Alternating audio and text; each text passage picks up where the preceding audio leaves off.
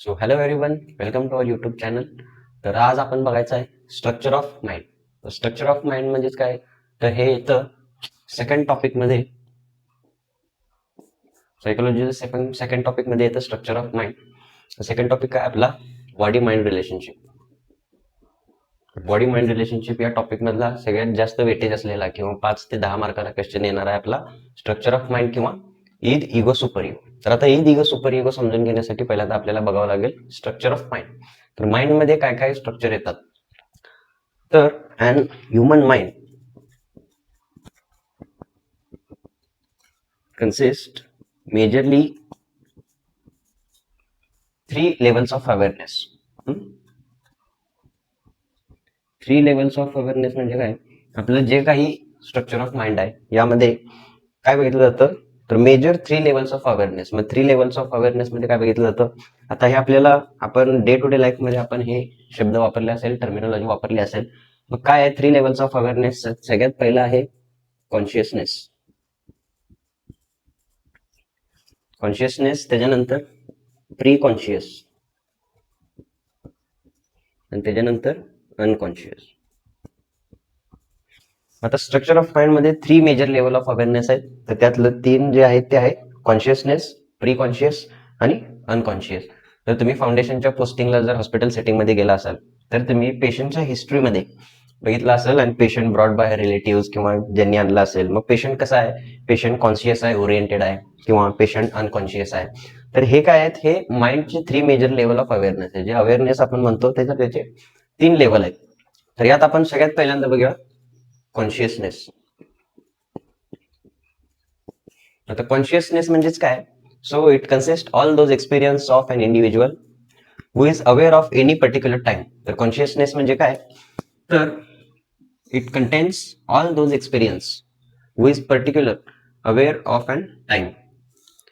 मग कॉन्शियसनेस म्हणजेच काय, तर एखादा इंडिव्हिज्युअल पर्टिक्युलर टाइमसाठी अवेअर असणं. आता समजा मी इथं एक लेक्चर रेकॉर्डिंग करतोय, युट्यूबवर हे करतोय आणि तुम्ही ते युट्यूबवरती बघायला लागलं, तर माझा कॉन्शियसनेस लेवल काय, किंवा माझा कॉन्शियसनेस काय आहे की मी इथे एक लेक्चर रेकॉर्ड करतोय आणि तुमचा कॉन्शियस किंवा aware of any particular time मध्ये काय येणार, तुम्ही हे लेक्चर बघताय.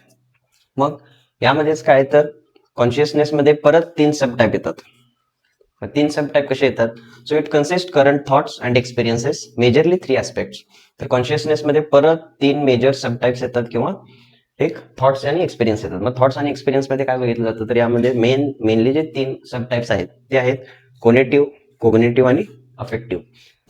तर हे काय एक्सपिरियन्स आहे, तर आता कोनेटिव्ह कोग्नेटिव्ह मध्ये जास्त स्टुडंट इथं हे होतात, कन्फ्युज होतात. तर कोग्नेटिव्ह म्हणजे काय, कोनेटिव्ह म्हणजे काय, तर अशा ऍक्टिव्हिटीज किंवा असे थॉट्स किंवा एक्सपिरियन्सेस जे मोटर ऍक्टिव्हिटीमध्ये बघितले जातात.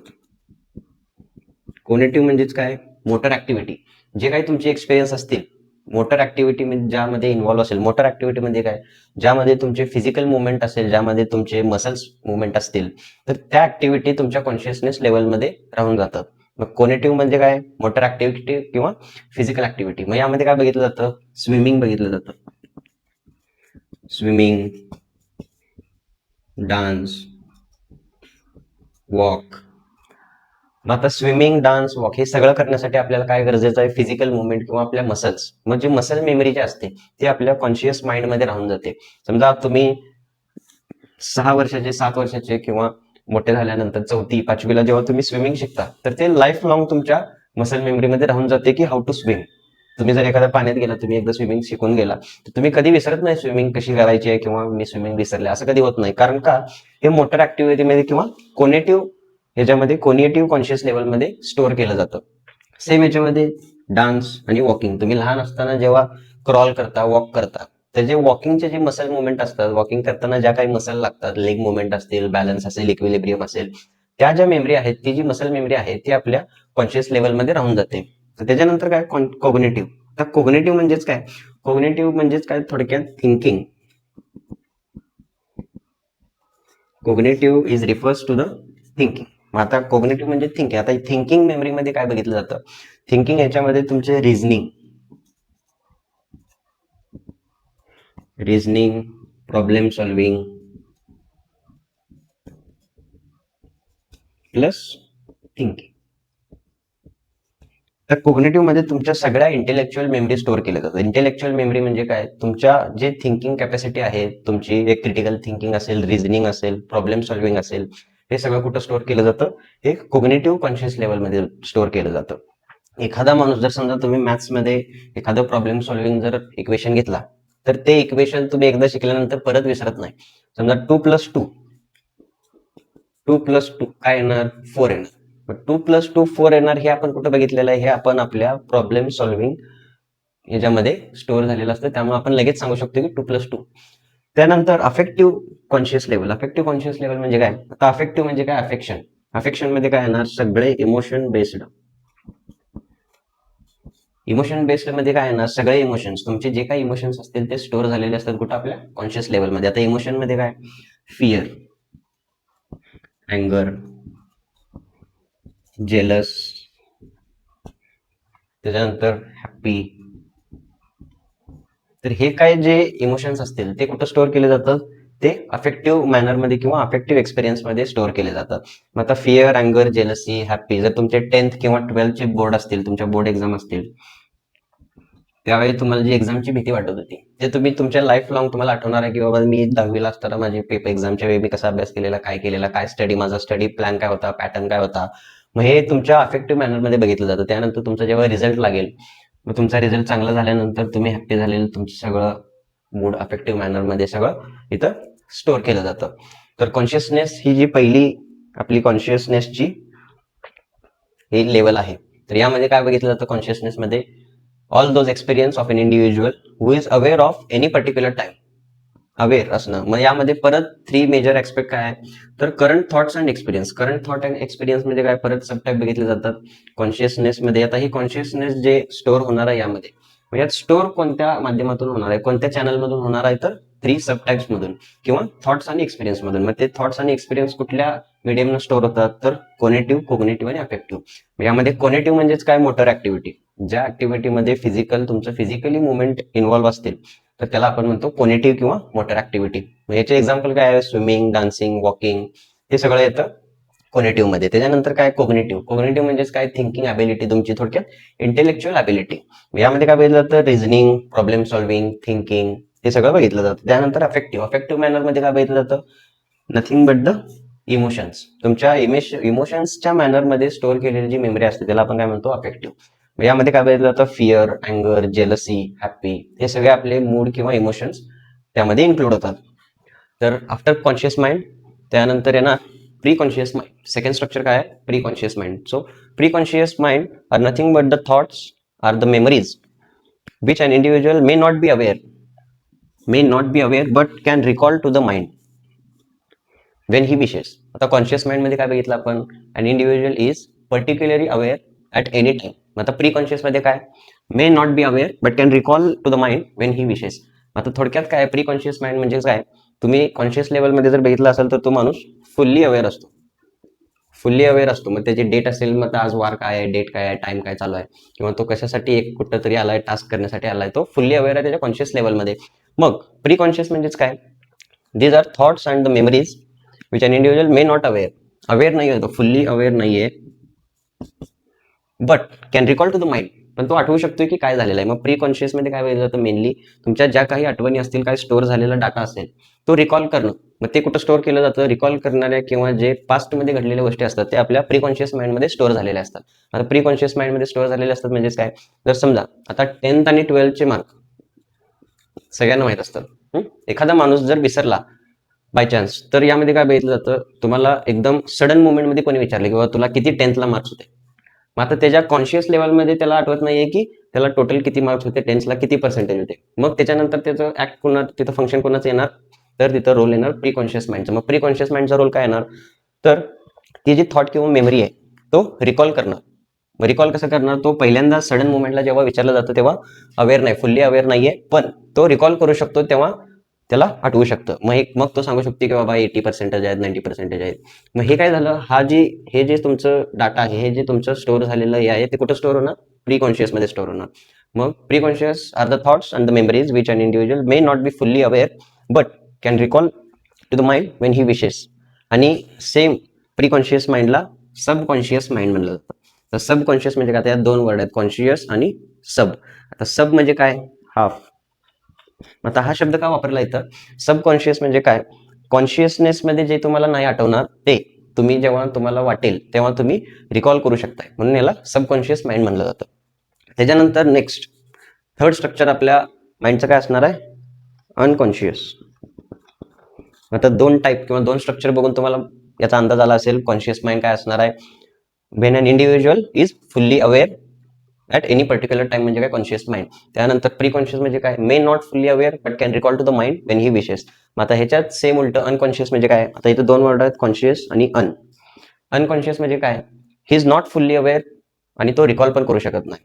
याचं टोटल जर तुम्ही मिळून बघितलं तर ते अनकॉन्शियस माइंडमध्ये बघितलं जातं. मग आता काय झालं, it includes all those experiences which are not easily recalled by conscious or pre conscious thoughts.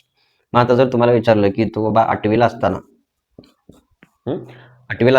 तू या दिवशी कोणता ड्रेस घातलेला, मग काय सांग, तुम्हाला हे तुमच्या कॉन्शियस माइंडमध्ये पण रिकॉल होणार नाही आणि प्री कॉन्शियस माइंडमध्ये पण रिकॉल होणार नाही, कारण ही जी मेमरी स्टोअर झालेली आहे ती तुमच्या अनकॉन्शियस माइंडमध्ये स्टोअर झालेली आहे.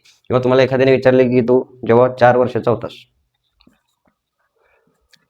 होतास तेव्हा तू काय करत होतास, हे तुम्हाला पूर्ण आठवणार आहे का, कारण का नाही आठवणार, you are not fully aware and you can not recall it. मग त्यावेळी तुमचं कॉन्शियस माइंड पण तुम्हाला हेल्प नाही करणार, प्री कॉन्शियस माइंड पण हेल्प नाही करणार, कारण ते जे स्टोअर झालेली मेमरी आहे ती स्टोअर झालेली मेमरी कुठं स्टोअर झालेली आहे, अनकॉन्शियस मध्ये. मग अनकॉन्शियस माइंड म्हणजेच काय, all those experiences which are not easily reached or recalled by conscious or pre conscious thoughts. तर हे झालं structure of mind. Structure of mind मध्ये 3 मेजर ऍस्पेक्ट आहेत. पहिलं कॉन्शियस, सेकंड प्री कॉन्शियस आणि थर्ड अनकॉन्शियस. हे 3 मेजर ऍस्पेक्ट्स आहेत. Conscious मध्ये काय आहे, आणि individual is fully aware at any particular time. तुम्हाला कधी पण सडन मोमेंटला विचारलं की नाव काय, गाव काय, तुमची डेट ऑफ बर्थ काय, मोबाईल नंबर काय आहे, हे जे सगळा डाटा स्टोअर झालेला असतो तो तुमच्या कॉन्शियस माइंडमध्ये स्टोअर झालेला असतो, त्यामुळे तुम्हाला इझिली रिकॉल होतोय. त्याच्यानंतर प्री कॉन्शियस माइंडमध्ये काय बघितलं जातं, a person is not fully aware but can recall to the mind when he wishes. Pre conscious mind मध्ये काय बघितलं जातं, तो माणूस सडन मोमेंटला त्यावेळी जर अवेअर नसेल पण जे काही इन्फॉर्मेशन त्याला पाहिजे असेल तो रिकॉल करू शकतोय. त्याच्यानंतर अनकॉन्शियस माइंड. आता अनकॉन्शियस माइंड मध्ये काय बघितलं जातं, इथं a person is not fully aware and the experiences are not recalled or reached by conscious and pre conscious mind. तुम्हाला जर सडन मोमेंटला एखादा क्वेश्चन किंवा एखादं तुमची मेमरी जर विचारली तर त्यावेळी तुमचं कॉन्शियस माइंड आणि प्री कॉन्शियस माइंड हेल्प नाही करणार. का नाही करणार, कारण जी तुमची मेमरी स्टोअर झालेली आहे ती अनकॉन्शियस माइंडमध्ये स्टोअर झालेली आहे. मग अनकॉन्शियस माइंडमध्ये स्टोअर झालेला जो डाटा असतो are not easily reached or recalled by the conscious or pre conscious thoughts. तर आपला नेक्स्ट आणि लास्ट इम्पॉर्टंट टॉपिक आहे जो आहे ईद, इगो, सुपर इगो. तर आता structure of mind, id, ego, super इगोच्या आधी स्ट्रक्चर ऑफ माइंड का गरजेचं आहे, तर हे सायंटिफिकली प्रूव्ह आहे की स्ट्रक्चर ऑफ माइंड मध्ये आपण कॉन्शियस, प्री कॉन्शियस आणि अनकॉन्शियस हे माइंड असतात. मग ईद, इगो, सुपर इगो मध्ये काय बघितलं जातं, तर अकॉर्डिंग टू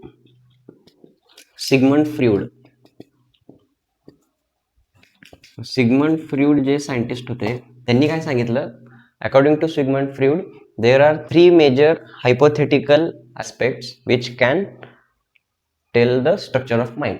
मग सिगमंड फ्रूड यांनी काय सांगितलं, अजून 3 ऍस्पेक्ट असू शकतात जे आपलं स्ट्रक्चर ऑफ माइंड आपल्याला डिफाईन करू शकतात किंवा सांगू शकतात. तर त्यांनी काय सांगितलं, ईद, इगो आणि सुपर इगो. तर ईद, इगो, सुपर इगो मध्ये काय बघितलं जातं, ईद म्हणजे काय, तर ईद मध्ये बघितलं जातं it is and most primary structure of the human behaviour. Most primary structure म्हणजेच काय, हे बेसिकली कशावरती ड्राईव्ह करतं, तर तुमच्या बेसिक ज्या ड्राईव्ह असतील, बेसिक गरजा असतील त्याच्यावर फोकस करतो. ईद म्हणजे काय, it is and most primary structure of human behaviour which depends on your basic drive. मग बेसिक ड्राईव्ह काय, तुमच्या ज्या मूलभूत गरजा आहेत त्याच्यावरती जास्त फोकस करतो. त्यानंतर काय, it develops at the birth. Eid जे आहे, आता हे ईद, इगो, सुपर इगो या तिन्ही ऍस्पेक्ट मध्ये जे ईद आहे हे सगळ्यात पहिला डेव्हलप होतं. मग it develops at the birth. त्यानंतर next, it is impulsive and pleasure oriented. आता ईद म्हणजे काय, ॲट बर्थ पासून जे डेव्हलप झालेलं असल्यामुळं हे इम्पल्सिव्ह आणि प्लेजर ओरिएंटेड असतात. इम्पल्सिव्ह, प्लेजर ओरिएंटेड म्हणजे काय, आता लहान मुलांमध्ये तुम्ही बघू शकता एखादी गोष्ट जर त्यांना आवडली किंवा त्यांना अफेक्ट केली तर त्यांना ते इम्पल्सिव्ह होतात, प्लेजर ओरिएंटेड होतात. इम्पल्सिव्ह म्हणजे काय, ते पाहिजेच, मग ते पाहिजेच म्हणून बसून रडतात, हे करतात. मग त्यांना ती गोष्ट मिळाली की ते शांत होतात. मग at the age of birth त्यांना त्यांची अफेक्टिव्ह किंवा त्यांची सगळ्यात जास्त बेसिक ड्राईव्ह काय आहे, एखादी गोष्ट त्यांना आवडणं. मग ती गोष्ट आवडल्यानंतर ती कशी घेतात, तर ते इम्पल्सिव्ह आणि प्लेजर ओरिएंटेड बिहेवियर दाखवून. त्यानंतर इट डिमांड सॅटिस्फॅक्शन. मग आता डिमांड सॅटिस्फॅक्शन म्हणजे काय, एखाद्या इंडिव्हिज्युअलला जर एखादी गोष्ट आवडली, अपेक्ष झाली, तर ते सॅटिस्फाय झाल्यावरच त्यांनी शांत बसतात. तर इट डिमांड्स द सॅटिस्फॅक्शन. मग आता एक्झाम्पल काय आहे, आता हे सगळे कॅरेक्टरिस्टिक्स झाले ईदचे. मग ईद म्हणजे काय, the most primary structure of human behaviour which is based on your basic drive. तुमच्या ज्या काही मूलभूत गरजा असतील त्याच्यावरती हे बेस असतं. मग it develops at the birth. It is impulsive, pleasure oriented and it demands satisfaction. आता यात एक्झाम्पल काय असणार आहे, आय वॉन्ट इट. आता आय वॉन्ट इट म्हणजे काय, मला ते पाहिजेच. मग त्यात रियालिटी वर्ल्ड किंवा काय फॅन्टसी वर्ल्ड याचा काय संबंध नाही. मग आय वॉन्ट इट मध्ये काय बघितलं जातं, पाहिजे म्हणजे पाहिजे. Demand satisfaction, impulsive, pleasure oriented हे सगळे कॅरेक्टरिस्टिक्स या एक्झाम्पलमध्ये आपल्याला दिसून येतात. आय वॉन्ट इट, मला पाहिजे. मग it demand satisfaction, impulsive, pleasure oriented, basic drive आहे, ॲट बर्थला डेव्हलप होते आणि primary structure of human behaviour जी तुमच्या मूलभूत गरजांवरती डिपेंड असते. त्यानंतर नेक्स्ट आहे आपलं इगो. आता इगो तुम्ही जे शब्द बेसिकली वापरताय तुमच्या डे टू डे लाईफमध्ये, तर हे त्याच्यापेक्षा थोडे वेगळं आहे. आता इगो म्हणजे काय, ego function on the reality principle. तर इगो कशावरती ऍक्ट करतं, रियालिटी प्रिन्सिपल वरती फंक्शन करतं किंवा ऍक्ट करतं. त्यानंतर it usually develops after the 3 years of birth. आता जसं id develops at birth, birth पासून जे ईद डेव्हलप होतं म्हणजेच काय, आय वॉन्ट इट किंवा सॅटिस्फॅक्शन डिमांड करतं, तसंच इगो जो आहे तो रियालिटी प्रिन्सिपल वरती फंक्शन करतो आणि it usually develops after 3 years of the birth. मग 3 yearsच्या नंतर हे आपल्याला इगो बघायला भेटतो. And it is capable of postponing the pleasure. मग आता यामध्ये काय बघितलं जातं, ईदमध्ये आय वॉन्ट इट किंवा डिमांड्स सॅटिस्फॅक्शन. इथं काय बघितलं जातं, इमिजिएट सॅटिस्फॅक्शन, पाहिजेच. मग त्याच्याच उलट इगोमध्ये काय बघितलं जातं, he or she or in any individual is capable of postponing the pleasure. आता जे काही इकडं प्लेजर ओरिएंटेड आहे तेच आपल्याला इगोमध्ये, and individual is capable of postponing म्हणजे काय, आज नाही तर मला उद्या दिलं तरी चालेल. आता समजा 3 years ऑफ बर्थ जर म्हणलं, समजा आता 3 yearsच्या नंतर समजा एक 8-9 वर्षाचं अँड इंडिव्हिज्युअल आहे, 8-9 वर्षाचं एक बेबी असेल, तर त्यामध्ये काय बघितलं जातं, त्याला समजा सायकल गिफ्ट द्यायचं जर त्यांनी त्यांच्या आईवडिलांनी पॅरेंट्सने जर प्रॉमिस केलं आणि इन एनी सर्टन कंडिशन ते देऊ नाही शकले, मग त्यावेळी काय करतं आपला इगो, काय करतो तो, is capable of postponing the pleasure. मग तेव्हा आपल्या इगोमधून काय म्हणलं जातं, स्ट्रक्चर ऑफ माइंडमधून काय म्हणलं जातं, ठीक आहे आता नाही तर उद्या किंवा परवा, नेक्स्ट इयरला किंवा नेक्स्ट बर्थडेला द्या. मग हे केपेबल आहे फॉर पोस्टपोनिंग द प्लेजर. त्यानंतर याचं एक्झाम्पल काय बघितलं जातं, I need to do bit of planning to get it. मला थोडी काहीतरी प्लॅनिंग केली पाहिजे ते भेटण्यासाठी. इथं सेम ह्याच्यामध्ये तुम्ही बघितलं, I want it, I want it is refers to the id आणि I need to a bit planning to do it और टू गेट इट, इगोमध्ये बघितलं जातं. त्याच्यानंतर आपलं नेक्स्ट आहे the third aspect structure of माइंडचा, सुपर इगो. आता सुपर इगोमध्ये काय बघितलं जातं, it functions on the perfection principle. आता परफेक्शन प्रिन्सिपलवरती हे कसं काम करतं, तर परफेक्शन प्रिन्सिपलमध्ये काम हे it develops after the 5 years of the birth. 5व्या वर्षानंतर हे युजली डेव्हलप व्हायला चालू होतं आणि हे परफेक्शन प्रिन्सिपलवरती काम करतं. त्यानंतर it fully developed by the socialisation. आता सोशलायझेशन म्हणजे काय, सोसायटीमध्ये तुम्ही एकदम मिळून मिसळून जाणं. मग त्यामध्ये तुम्ही सोसायटीमध्ये राहिल्यानंतर तुम्हाला एक सेन्स येतो. मग तो सेन्स कोणता असतो, राईट ऑर रॉंग. आता इथं म्हटलंय की परफेक्शन प्रिन्सिपल. आता परफेक्शन प्रिन्सिपल म्हणजेच काय, जेव्हा तुम्ही एखाद्या सोसायटीमध्ये सोशलाइज व्हायला चालू होताय, मिळून मिसळून राहायला चालू होतं, तेव्हा तुम्हाला एक सेन्स येतोय की what is right or what is wrong. मग हाच सेन्सवरती आपण काम करतो किंवा ह्याच सेन्सवरती आपल्या ज्या काही नीड्स आपल्या ठरतात, म्हणून याला म्हणतो आपण it function on the perfection principle. त्याच्यानंतर याचं एक्झाम्पल सुपर इगोचं, you can't have it, it's not right. It's not right का आलं, कारण सुपर इगोमध्ये 5 वर्षानंतर जेव्हा एक इंडिव्हिज्युअल राहायला लागतो तेव्हा सोसायटीमध्ये तेव्हा मिळून मिसळून राहिल्यामुळे त्याला सेन्स येतो की राईट आणि रॉंग मधला त्याला फरक कळायला लागतो. मग राईट आणि रॉंग मधला फरक कळाल्यानंतर काय म्हणतो, you can't have it, it's not right. आता समजा एक मुलांमध्ये, आता लहान मुलांमध्ये किडनॅपिंगचे केसेस भरपूर असतात. मग यामध्ये त्यांना कसं अट्रॅक्ट केलं जातं, चॉकलेट देऊन किंवा कॅडबरी देऊन इकडं ये, किंवा त्यांना असं किडनॅप केलं जातं. मग सुपर इगो 5 वर्षानंतर डेव्हलप झाल्यानंतर, सोसायटीमध्ये राहिल्यानंतर जेव्हा त्यांना सेन्स दिला जातो की चॉकलेट दिल्यानंतर कोणाकडे जाऊ नये, कोणाकडे जाऊ नको, कॅडबरी दिली, काही जरी दिलं खायला तरी त्याच्याकडे जाऊ नको. मग हे सोशलायझेशन मध्ये त्याला कळते की what is right and what is wrong. मग सुपर इगोचं एक्झाम्पल काय असणार आहे, you can't have it, it's not right. एवढं झालं. तर आता ईदचं तुम्ही थोडक्यात समजून घ्या. ईदचं एक्झाम्पल काय आहे, आय वॉन्ट इट, मला ते पाहिजेच. इगोचं एक्झाम्पल काय, I need to do a bit of planning to get it. त्याच्यानंतर सुपर इगोचं एक्झाम्पल काय, you can't have it, it's not right.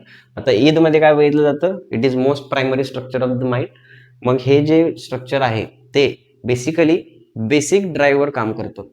त्यानंतर हे ॲट बर्थला डेव्हलप होतं. मग इगोमध्ये काय बघितलं जातं, it function on the reality principle आणि 3 इयर्सच्या नंतर डेव्हलप व्हायला चालू होतं.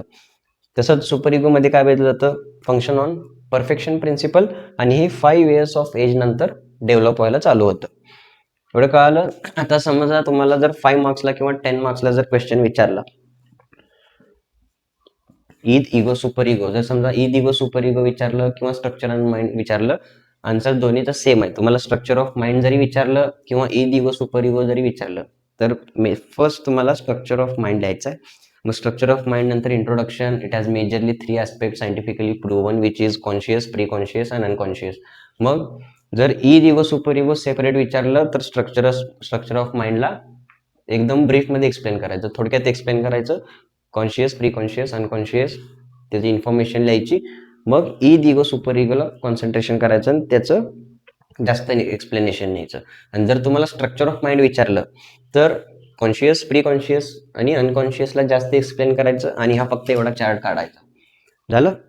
तर हे आपलं स्ट्रक्चर ऑफ माइंड झालेलं आहे. सेकंड टॉपिक संपलेला आपला. आपण लवकरच थर्ड टॉपिक चालू करूयात. So stay tuned to our channel.